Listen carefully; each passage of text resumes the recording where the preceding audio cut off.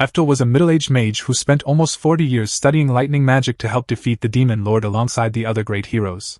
Usually, this would be the moment when he gets shunned and betrayed for being the weakest member of the hero party. But this time, the people of the kingdom are genuinely grateful for his help. When the king thanks them for their efforts in stopping the demon invasion, he announces their rewards. As a reward for their bravery, the king declares that he will grant them the greatest title anyone in the kingdom can receive, the title of emperor. Eftel is shocked to hear this. The title of emperor is usually reserved for nobles and is extremely rare. Being given such a title is truly a great honor for him. After crowning the water, fire, and earth heroes as emperors, the king turns to Eftel.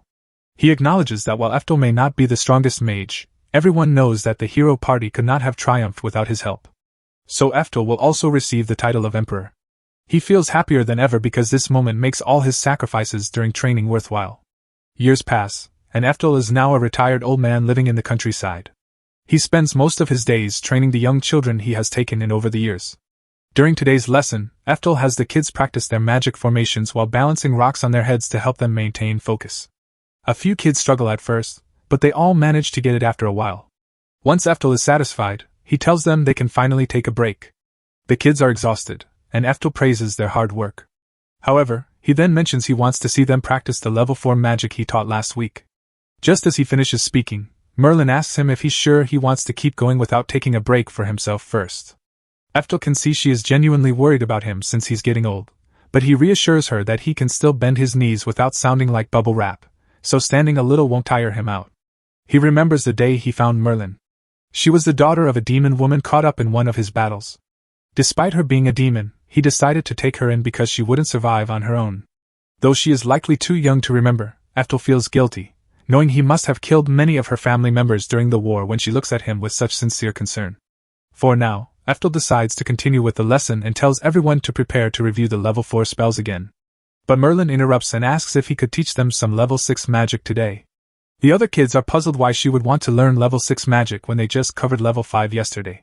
Eftel is a bit confused too, having not expected that. He sees Merlin's eagerness but tells her there's no need to rush. She will learn level 6 magic in time. For now, he wants her to keep practicing the basics because they are crucial. Merlin feels disappointed at this since she wants to learn quickly, but she understands and agrees to focus on the fundamentals for now. Later, we find Merlin at the entrance of a deep, dark forest. She is clearly terrified but forces herself to be brave to prove herself. Merlin plans to kill one of the monsters inside the forest to show she is truly worthy of being the best student of the Lightning Emperor. That way, she can take over teaching the other kids, allowing Eftel to enjoy his retirement. She knows he would never ask her to do this, but she wants to help him in any way she can. Merlin's heart is in the right place, but her common sense is lacking. Not 10 minutes later, she is running for her life, trying to escape the forest after encountering a wolf monster. None of her level 4 magic works on it. Every spell she casts either misses or has no effect, and the wolf keeps charging at her. Realizing she cannot outrun it, she decides to take a risk and attempt some level 6 magic, even though she has barely practiced it. Merlin begins the chant for the spell. Though the wolf is still rushing at her, she stays focused and completes the spell, launching a massive thunderbolt at the wolf. She feels immense relief upon completing the spell, convinced she has defeated the wolf. To her horror, the wolf crashes through the blast without a scratch and knocks her to the ground. It then walks toward her, ready to attack, but just as it is about to eat her, a proper bolt of lightning strikes it down. Merlin is overjoyed to hear the crackle of lightning, knowing Eftel has come to save her. However, that joy quickly turns to fear when she sees how angry he is because he had warned her not to enter the forest. She shrinks back, filled with guilt, and apologizes for her foolishness. Eftel lectures Merlin on the importance of not rushing. He explains that power that isn't perfected cannot be called true power. He reminds her that even the most powerful magic is useless if the caster doesn't understand it. While he is speaking, the wolf monster suddenly rises behind him. But Eftel doesn't even turn to face it. Instead, he casually tells it not to interrupt while he is teaching his student a lesson and then uses some level 10 magic, incinerating the wolf in an instant. A little later, Eftel takes Merlin back home. She still can't believe how amazing and inspiring he looked using that level 10 spell.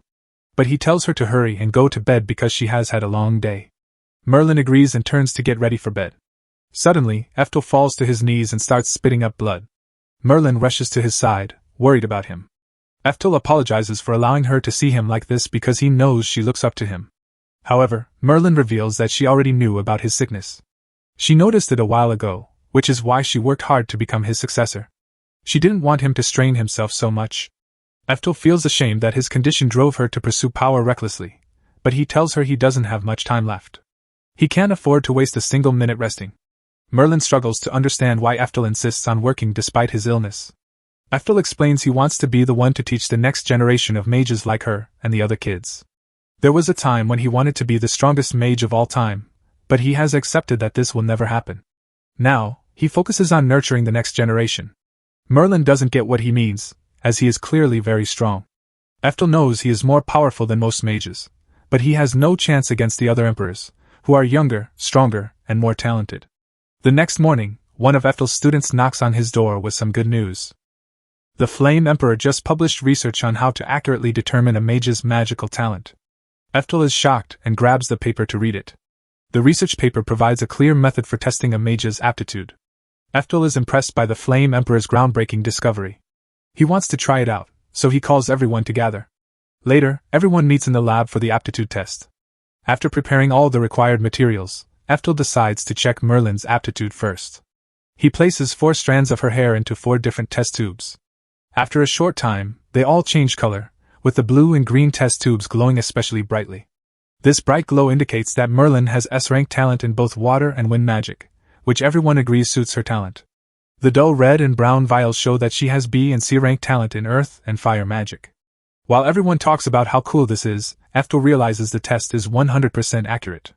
It perfectly matches everything he observed in Merlin's training since she was a baby. Currently, mages discover their aptitude by practicing all forms of magic until 1 or 2 forms surpass the rest. With this new method, it should be possible to assess a mage's talent from birth, allowing training to be optimized for greater strength.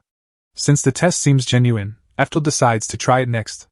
At first, Merlin doesn't see the point since they already know he is the Thunder Emperor, but Eftel wants to know if he ever truly had what it takes to be the greatest. Over the years, he has had to work much harder than everyone else just to keep up. After the test, Eftel discovers the reason for his struggles. He has absolutely no magical talent. He is left in shock because the clear vials mean there is no magical ability in his body. At first, Eftel rejects the result, convinced he made a mistake in the testing process. But no matter how many times he tries, the results stay the same. He must come to terms with the painful truth: he never reached the heights of the other emperors, not because he didn't try hard enough, but because the spirits had completely forsaken him. The sense of betrayal is so profound that he suffers a heart attack and falls to the ground. Some time later, Eftel has become bedridden as his condition worsens. In his final moments, he curses how unfair his life was. He kept hoping and believing that hard work would allow him to become the greatest mage of all time, but he realizes that his dream was doomed from the start. Shortly after, Eftel dies. Upon his death, his second reincarnation skill activates, bringing him to the goddess of reincarnation. He had forgotten about that skill since he was first reincarnated over 50 years ago, and now he feels silly for crying on his deathbed just moments ago. The goddess welcomes Eftel back, mentioning that a long time has passed since they last met. She is impressed with how far he got in this life despite having no magical talent. Now, it's time for Eftel's second reincarnation. The goddess offers him a cheap 2x growth skill to avoid bottlenecks next time, but Eftel declines.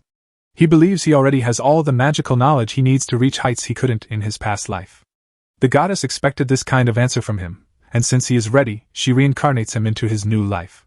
The next time Eftel opens his eyes, he finds himself in the body of a young boy living with his mother in the countryside.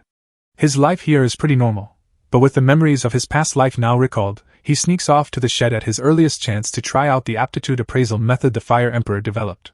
He hopes that in this life, he might finally have good magical aptitudes to surpass his former self.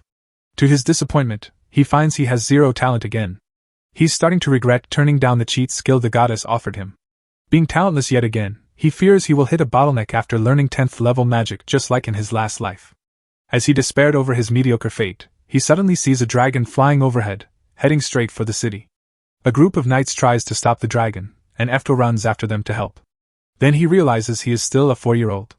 He could have taken the dragon down easily at his peak, but in this toddler body, he can't cast his original 10th level magic. Just as he thinks about his spell, his body reacts, and the spell he developed over his past life is accidentally cast, striking the dragon down in one hit. The knights gather around the fallen dragon, confused about how it was taken down. Eftel is just as confused since he never expected to retain the skills he gained at his peak in his new body.